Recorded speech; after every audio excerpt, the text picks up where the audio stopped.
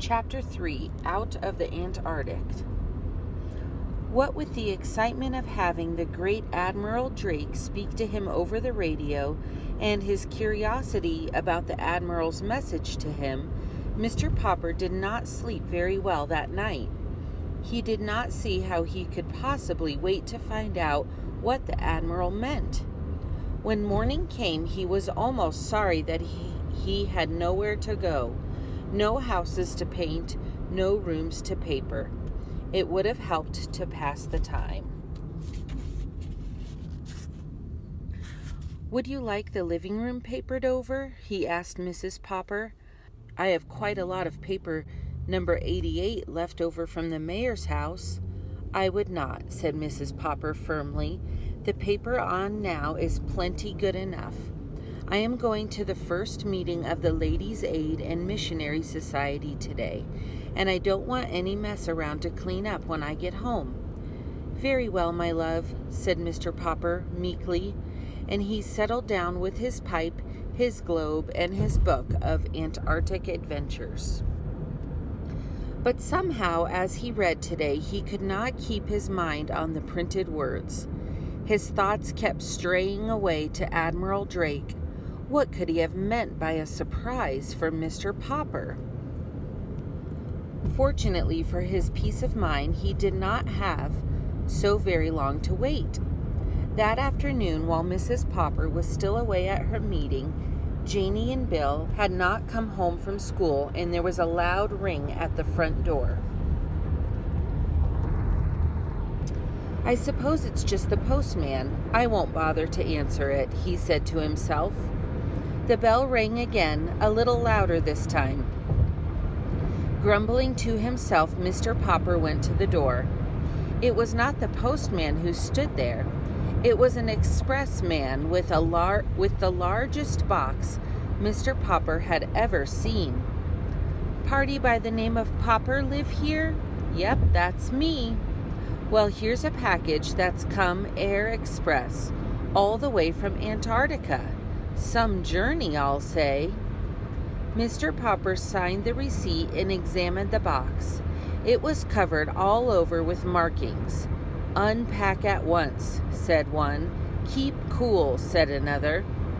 He noticed that the box was punched here and there with air holes.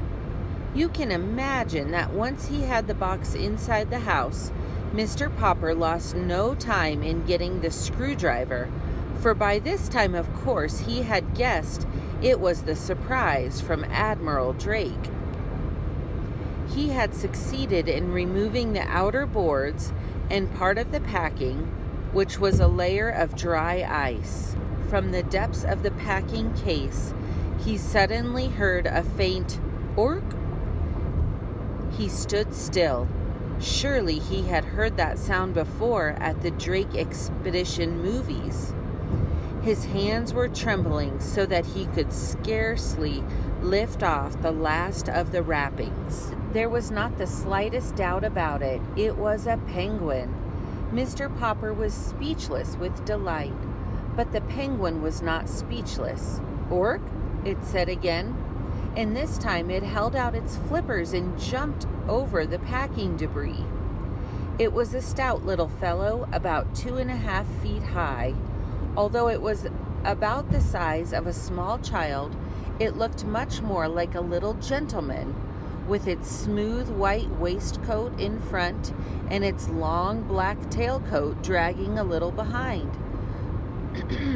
Its eyes were set in 2 white circles in its black head. It turned its head from one side to the other, at first with one eye and then with the other. It examined Mr. Popper. Mr. Popper had read that penguins are extremely curious, and he soon found that this was true, for stepping out, the visitor began to inspect the house. Down the hall it went and into the bedrooms, with its strange, pompous little strut.